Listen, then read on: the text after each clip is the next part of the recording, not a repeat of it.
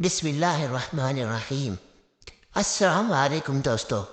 حضرت عبداللہ بن عمر رضی اللہ تعالی عنہ فرماتے ہیں کہ میں نوا بدر میں جا رہا تھا کہ اچانک ایک قبر کے بڑے سے ایک مردہ نکلا جس کی گردن میں زنجیر تھی۔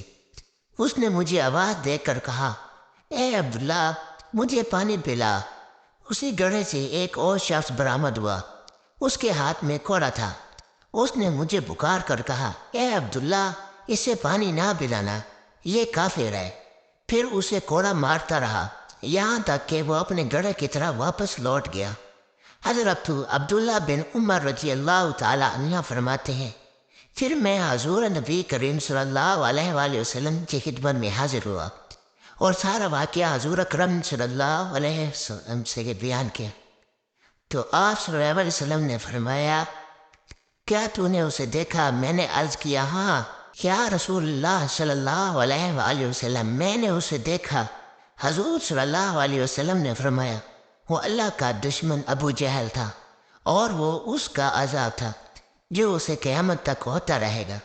حضور اکرم صلی اللہ علیہ وآلہ وسلم ایک دن کہیں تشریف لے جا رہے تھے کہ راستے میں آپ کی اونٹنی گم ہو گئی۔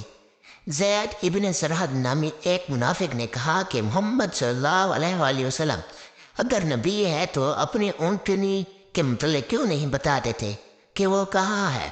ویسے تو ان کا دعویٰ ہے کہ وہ آسمان کی خبریں بتاتے ہیں، مگر وہ اپنی اونٹنی ہی کی خبر نہیں رکھتے۔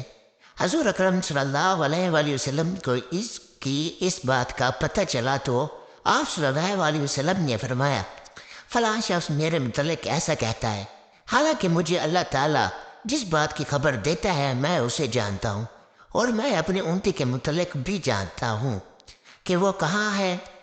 میری اونٹنی فلاں وادی فلاں گھاٹی کے پاس کھڑی ہے اور اس کے نکیل ایک درخت نے پکڑ رکھی ہے، یعنی اس کی نکیل ایک درخت سے اٹکی ہوئی ہے اور اونٹنی وہیں کھڑی ہے، جاؤ اسے وہاں سے لے آؤ۔